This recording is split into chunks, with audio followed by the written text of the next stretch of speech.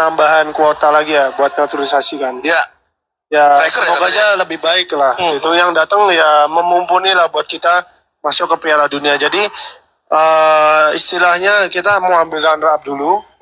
Jadi kita mau berjuang sampai mati-matian di round 3 itu sebagaimana langsung bisa dapat runner up lah gitu. Tapi tergantung kita besok apa ya apa Drawing. itu drawingnya itu. Ya. Kalau kita bisa juara grup Ya. tergantung sih, tergantung Pilih mana? Jepang atau Korsel? Ayo. Kalau aku ikut Sintayong aja, Korsel aja. Korsel. Dia itu banget sih. Itu Penasaran itu sama mereka Korsel. kalau di Korea Sintayong, JJ Ya. itu sebenarnya gimana ya mereka? Gimana ya mereka ya? Itu mereka penuh ambisi kah atau gimana? Dia kan ya ini ada masalah sedikit lah sama aku itu kan. Aku waktu itu kan aku joget-joget kan depan Korea itu kan. Iya. itu Itu kan. Emi Martinez kan. Iya, Piala Dunia. Itu mah. Sempat bilang kayak gini. Ya saya senang kalian menang gitu kan. Saya bangga kalian menang, tapi janganlah begitu. Bukan sih, dia bilang gini, ini itu udah apa ya namanya ya? Sudah baik. Sifat ini tuh sifat sifat gak baik ini. Langsung menunduk langsung. Sorry coach, ya kayak kelewatan ini. Kecuali kalau Jepang nggak apa-apa katanya. Tapi itu emang gayanya Martinez kan maksudnya kan? Iya, iya. Mentang-mentang punya jersey-nya Martinez. Iya, aku ada juga di jersey. luar kendali karena saking senengnya. Iya. Tapi waktu ke Emi ngasih jersey, Emi ada ngomong-ngomong nggak? Enggak ada, dia ngasih jersey, dia minta jerseyku malahan. Oh, Jadi saling ngasih. saling tukar jersey. Jadi Ya. aku minta dia, oh ya, where's your jersey gitu. Oh ya ini, kukira dia nggak mau minta, udah mau ku buang aja kan, karena aku simpan aja itu kan. Terus Terus Emi minta ternyata dia minta. Dia ada ngomong kamu bakal jadi kiper bagus Nando. Enggak dia. Ada. Nggak ada. Dia cuman fokus, aku pengen malah minta sarung tangannya, karena dia kan habis juara kan. Iya. Ada di sarung tangannya juga ada bintang di sini. Oh. Bintang warna emas, bagus sekali itu. Adidas lagi. Gak berani tapi. Iya. Gak berani. Ayo, Wah, kalau Adidas. saya udah langsung. Kita minta Dengarkan Adidas. permintaan Iya, Adidas Hernando ada ini. nggak ngeluarin sarung tangannya? Oh ya itu Adidas ya? Iya, Emi Iya, Martinez. Adidas. Adidas kali ada kali itu sarung tangannya. Emi. Emi Martinez tuh. Juara Piala Dunia itu. Kiper Argentina juara Piala Dunia. Dunia. Khusus dia deh, udah ada namanya Emi itu. Nanti ganti Hernando. Sama-sama Allah juara. Assalamualaikum warahmatullahi wabarakatuh. Salam salve, Om Swastiastu, Namo Buddhaya, salam kebajikan, salam olahraga. Teman-teman, jumpa lagi bersama saya di Falcon Channel. Sebelum menonton video ini, jangan lupa untuk subscribe dan nyalakan tombol loncengnya agar teman-teman bisa mendapatkan notifikasi kalau ada video baru dari saya. Oke, sebuah permintaan yang sangat menarik dari Hernando Ari. Dia menginginkan ada sebuah penambahan pemain timnas Indonesia, tentunya para pemain yang bermain di Eropa. Dan bukan hanya asal bergabung, tetapi terkait dengan kualitas juga harus di atas rata-rata. Karena ini kita melihat bagaimana timnas Indonesia sudah masuk ke ronde ketiga. Artinya di ronde ketiga ini teman-teman, lawannya ini bukan lagi lawan-lawan negara-negara Asia Tenggara ya, tapi levelnya tentu Asia. Di sana ada Jepang, Korea Selatan, bahkan tadi ketika ditanya oleh hostnya Hernando Ari mengatakan kalau misalnya lebih memilih antara Jepang atau Korea Selatan, mereka bilang kalau bisa Korea Selatan. Mungkin pingin mengulangi kembali kejayaan ketika di Piala Asia U23 kemarin. Ya teman-teman, apapun ceritanya, apapun yang diinginkan oleh Hernando Ari ini, ya tentunya ini adalah sebuah keinginan kita semua ya. Ini terkecuali ada satu orang yang mungkin ya, kalau mendengarkan video saya ini, kalau melihat pernyataan dari Hernando Ari ini, pasti dia auto kejang-kejang. Siapa lagi kalau bukan si Towel CS. Ya, Towel kan kita tahu ya, dia ini adalah orang yang sangat kontra dengan keputusan PSSI dan juga kemauan dari Coach Sintayong untuk kembali mendatangkan para pemain-pemain keturunan yang sedang bermain di Eropa. Ya, hanya dia saja, hanya Towel, Anton Sanjoyo, kemudian Kakik Anjasmara, Henry Satrio, ada M. Tahir, ya. Inilah orang-orang yang tidak menginginkan kemajuan sepak bola Indonesia. Kita doakan saja semoga ya, semoga di ronde ketiga ini timnas kita bisa berbicara banyak lah. Ya, kita jangan menghayal di juara grup. Setidaknya kita berada di runner up ya, runner up, sehingga ini akan menentukan nasib kita lolos otomatis ke Piala Dunia tanpa harus kualifikasi lagi. Tapi pilihannya masih ada kalaupun nantinya kita finish di peringkat ketiga. Kita masih bisa masuk ke ronde keempat. Tapi sebaiknya cukup sampai di ronde ketiga aja, biar bikin tetangga itu semakin panik. Bukan hanya tetangga, si Towel, biar dia semakin panik, semakin mingkem mulutnya itu, biar dia semakin stres, stroke, dan stop. Mau tunggu janjinya. Ternyata dikoyak 5 gol oleh Irak. Bung, 2022 Ini Towel Bima protes Sakti juga terkait pernah dengan Indonesia berjanji kena bakal bantai dari satu Irak. bersih semua laga kualifikasi Piala Asia, ya kan? U16, U17. Ternyata dikoyak 5 gol sama Malaysia. Dikoyak 5 gol sama Malaysia, iya kan? Indra Safri juga pernah bilang tuh, Indonesia level Asia. Dia juga bilang gitu. Kata-kata Indra Safri ada. Ternyata dikoyak 4 gol sama Panama. Dikoyak 4 gol sama Ukraina. Dikoyak 4 gol sama Jepang. Kemarin duet sama Bima Sakti. Tapi kenapa Anda tidak bahas? Itu pertanyaannya. Kenapa Sintayong mulu, ya kan? Sintayong mulu. Itu pakai naturalisasi loh. Indra Sapri berdua sama Bima Sakti. Kenapa Anda tidak bahas? Karena Anda objektifnya itu tidak ada, Bung. Anda terlalu subjektif. Ya. Ya kan?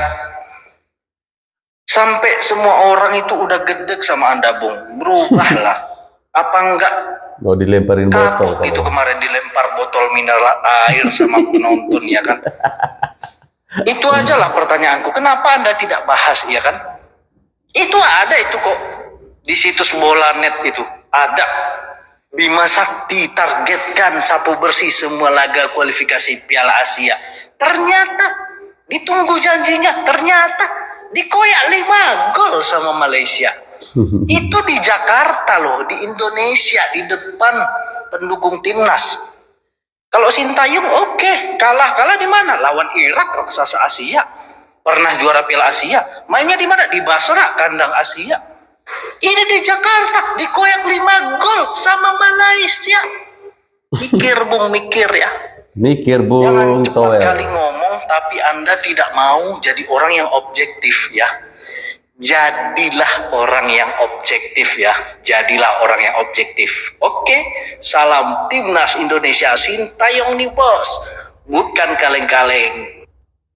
Jadilah orang yang objektif, si Towel, ya.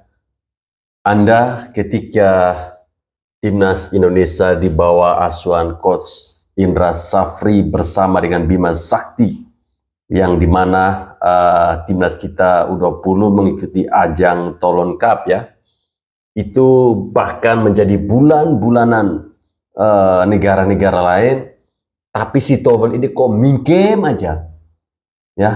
Ini nampak kelihatan sekali si Towel ini sepertinya benci sekali sama Coach Sintayong ya. Sebuah pernyataan yang dilontarkan oleh Towel, katanya yang tadi tentunya ketika Indonesia dibantai oleh Irak ya di kualifikasi Piala Dunia saat bermain di kandangnya Irak ketika itu. Nah, inilah yang membuat orang-orang ini jadi benci dan tidak suka sama Towel, sampai-sampai baru-baru ini si Towel ini dilempari dengan botol air mineral. Bahkan ada yang menginginkan atau ada yang mempertanyakan kenapa hanya pakai botol sih? Kenapa nggak pakai batako sekalian? Ya, biar otaknya itu cair. Biar otaknya itu cair, bisa melihat bagaimana Indonesia saat ini di bawah asuhan Coach Sintayong dan juga Bapak Erick Thohir benar-benar menunjukkan sebuah prestasi ya, walaupun trofinya belum kita dapat. Tetapi yang kita lihat ada grafik dan pola permainan yang ditunjukkan oleh timnas Indonesia di bawah asuhan Coach Sintayong ini sangat berbeda. Ketika timnas kita itu ditangani oleh pemain lokal, kita melihat kemarin di ajang Toulon Cup, Bima Sakti berduet dengan Indra Safri. Apa yang bisa mereka lakukan di sana? Bahkan ada pemain naturalisasi di situ, ada pemain keturunan di situ. Tapi toh, jadi lebih objektif ya cara menilai. Ya, Tovel, saya harap Anda segera sadar ya. Kalau nggak, saya getok kepala Anda nanti. Timnas Indonesia masuk ronde 3 itu memang prestasi, tapi bukan sejarah. Sejarah dari mana? Indonesia sudah pernah masuk ke putaran ketiga 1986. Kata pengamat jurnalis senior Bung Joy. Ini gue sih melihatnya mungkin karena memang usianya sudah sangat senior, jadi pola pemikirannya juga ya ikuti tempo dulu, nggak ada masalah soal itu. Tapi yang kita sama-sama harus buka mata kita, buka pikiran kita bahwa 1986 itu long time ago. Liga Korea itu 1983 baru muncul, 3 tahun sebelum 1986, oke? Liga Jepang 1991 baru eksis, baru muncul. Jadi Korea, Jepang pada saat itu negara antah berantah, atau mungkin Korea baru belajar main bola. Lah kita udah main bola, terus mau dibanggakan. Ya, sorry itu saya, persaingannya itu jelas amat sangat berbeda dulu dengan sekarang. Ibaratnya begini, orang Uruguay akan sombong. Wah, kita pernah jadi juara dunia tahun 1930. Pertama kali Piala Dunia diselenggarakan, kita jadi juara. Tapi mereka lupa, ketika 1930 Uruguay jadi juara itu cuma 13 tim. Sekarang itu udah yang baru 48 mau. Jadi itu beda, sangat amat berbeda. Nggak bisa kita parameter juara jadul untuk kondisi sepak bola sekarang. Kalau pakai parameter jadul, Brazil itu top. Sekarang nothing. Jogo Bonito hilang. Apakah mau dibawa sampai sekarang, Bung Joy? Jadi kalau ngomongin soal prestasi harus dilihat dulu parameternya apa, variabelnya apa. Ya, apakah sama sekarang kondisinya dengan dulu? Persaingannya sama sekarang dengan dulu, jumlah timnya sama sekarang dengan dulu. Kalau tidak sama, jangan pakai parameter jadul. Oke? Jangan jadi jadul. Ya. Upgrade lah pemikirannya. Upgrade pemikiran Anda ini, Bung Joy, Anton Sanjoyo. Saya ingin membahas tentang pelatih kesayangan kita semua, yakni Sintayong, yang berhasil membawa timnas Indonesia lolos ke round 3 babak kualifikasi Piala Dunia tahun 2026 zona Asia, dan dengan demikian timnas Indonesia akan kembali bermain di Piala Asia. Artinya Sintayong merupakan pelatih pertama yang berhasil membawa timnas Indonesia lolos ke Piala Asia 2 kali secara berturut-turut, itu pun melalui jalur kualifikasi. Walaupun memang timnas kita masih sulit untuk bisa bersaing di level Asia, teman-teman, tapi timnas kita punya potensi bukan saja untuk bersaing di level Asia, tapi juga untuk menjadi macan Asia, teman-teman. Nah, mungkin teman-teman akan bingung atau juga ketawa, kok Bung Binder ngomongnya seperti ini. Ya, saya mengatakan ini secara jujur. Dari segi permainan, timnas kita sekarang sudah bermain seperti tim Eropa, luar biasa. Iya. Cuma memang konsistensi yang harus dijaga. Konsistensi, dan juga ya, mental yang harus lebih kuat lagi. Dan jangan lupa juga loh, timnas Indonesia adalah satu-satunya wakil dari kawasan ASEAN yang akan bermain di round 3 babak kualifikasi Piala Dunia tahun 2026. Ini sekarang Indonesia sudah mulai bersaing untuk bisa lolos ke Piala Dunia. Gila kan? Saya sendiri tidak pernah membayangkan ini akan terjadi, teman-teman. Tapi Sintayong, gimana kalau bisa lolos ya? Ketika sebelumnya dia pernah mengatakan bahwa timnas Indonesia kita punya potensi untuk bersaing di level Asia. Walaupun memang masih membutuhkan waktu untuk bisa mendapatkan prestasi, masih butuh waktu kita. Tapi saya yakin dalam 2 atau 3 tahun ke depan, jika Sintayong dipertahankan dan tim ini juga kerangkanya dipertahankan dan para pemain berjuang terus habis-habisan, maka percayalah prestasi itu juga akan datang. Tapi untuk saat ini kita harus sabar, karena kita lihat seiring berjalannya waktu ada saja pemain baru yang menjadi bagian dari timnas Indonesia. Ya, pastilah. Tidak perlu lagi kita bisa memperbincangkan, mempertentangkan pemain naturalisasi dan sebagainya. Mereka sekarang sudah nggak ada. Sudah diambil sumpah dan sah menjadi warga negara Indonesia. Jadi dia pemain Indonesia saat ini. Jadi kita lupakan itu yang bicara-bicara yang agak lain dengan seorang Jai Ises dan kawan-kawan, ya, termasuk Tom Hai sang pahlawan yang membuka keran gol pertama ke gawang Filipina. Nah, dan selain Jai Ises tentunya, ketika saya memberikan dia sebagai julukan sang jenderal, itu Tom Hai juga sang profesor. Ya, itu sudah lebih dulu kita tahu bersama dengan bagaimana dia bermain juga sangat tenang, sama seperti Jai. Pemain-pemain yang sangat berpengalaman ini begitu dingin, tenang, memberikan kesejukan dalam tim. Dan kita butuh sosok seperti Tom Hai ini. Ya. Artinya bagaimana dia mempertontonkan cara main, cara passing yang benar, cara mengambil lawan yang enak untuk menghindari dari posisi kena kartu kuning. Tom begitu baik dan sulit pemain-pemain Filipina kemarin untuk mengambil dia. Lihatlah bagaimana Kevin Ingreso, salah satu pemain dari Filipina yang mencetak gol ke gawang Vietnam, ya, untuk menyamakan kedudukan 2-2 sebelum kalah 3-2 di Hanoi. Itu ditarik keluar, bahkan tidak mampu untuk bisa bertarung dengan one on one dengan seorang Tom Hai. Dan kita punya 2 sosok yang sang pemimpin yang bagus dalam tim. Ya, jadi memang tidak salah untuk mengambil mereka. 2 pemain ini yang juga diandalkan oleh klub masing-masing, karena kita tahu bersama Tom Hai ini adalah pemain yang sangat diandalkan di lini tengah, lini paling krusial di Heerenveen sebelum dia berpisah dan memilih akan pindah ke klub lain. Dan itu tadi dengan Jai. Jadi 2 sosok ini yang saya pikir perlu dipikirkan ke depan oleh Sintayong untuk bagaimana menaruh ban kapten buat 2 pemain ini. Bukan Asnawi tidak bisa, tapi tidak cocok saya pikir untuk Asnawi mengenakan ban kapten karena tidak punya harus punya jiwa kepemimpinan. Ya, seorang berwibawa di dalam tim, disegani di dalam tim, ya. Dan lihat cara mereka bermain. Lebih cocok, ya. Itulah seorang pemimpin yang kita sangat membutuhkan ini. Dan saya pikir pantas ya kalau mulai berpikir lagi ke depan untuk di putaran berikut bagaimana memilih sosok kapten yang tepat. Dan itu ada di Jai dan Tom. Dan kita lihat tanpa Jordi dia bermain dengan sangat bagus. Kita selebrasi dulu dong. Indonesia akhirnya tembus ya coach ke ronde ketiga Piala Dunia. Keren dong musiknya dong. Keren banget. Gue bingung aja ada orang nggak happy coach. Gue juga nggak ngerti. Iyalah gila. Siapa ya yang nggak happy dengan banyak lolosnya teman-teman gue yang di Belanda, yang fans FC Utrecht lah, yang kenal beberapa pemain Shane, masih selamat. si Ivar ya, kasih selamat, bilang keren mainnya Belanda. Temen gue Belanda yang di Indonesia nggak bilang luar biasa pencapaian ini.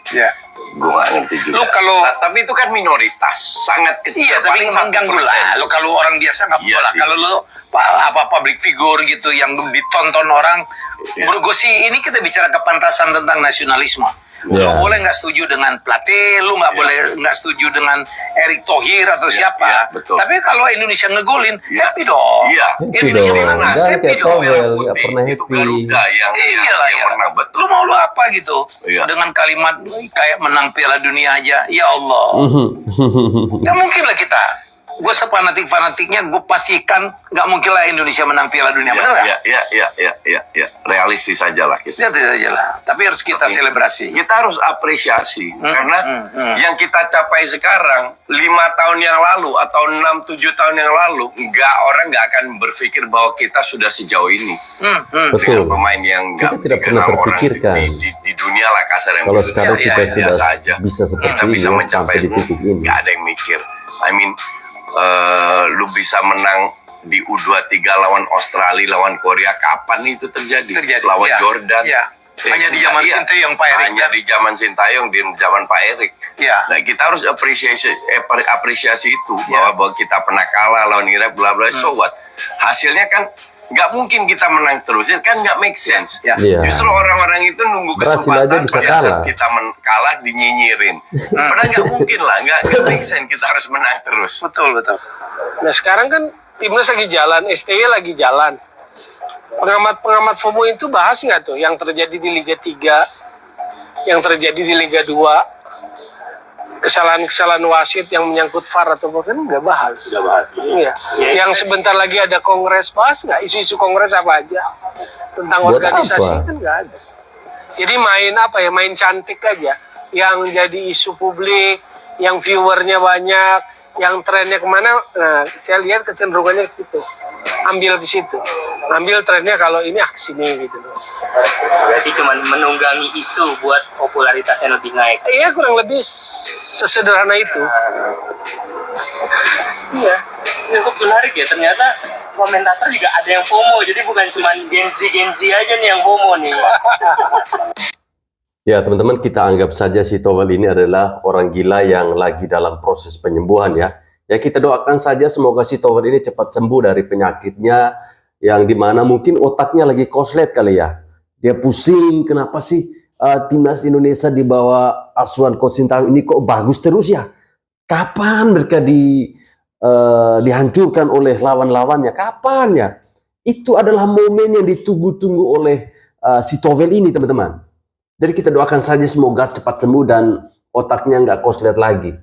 Apapun yang main, kalau Indonesia masuk Piala Dunia, ngapain kita repot-repot anjir, aku bilang gitu. Benar. Dan aku ribut-ribut tentang, loh kita loh saling support Pai sama aku. Buktinya waktu aku melawan blunder lawan Irak, dia blunder juga di tim. Iya. Kompak, ya. Makanya kita saling supportnya gila kan, kayak gitu sama-sama blunder. Sama blunder. Aku emang orangnya pengen belajar kok, Pak. Pengen belajar, jadi enggak oh ini orang baru, dia datang pas waktu kita lagi enaknya aja.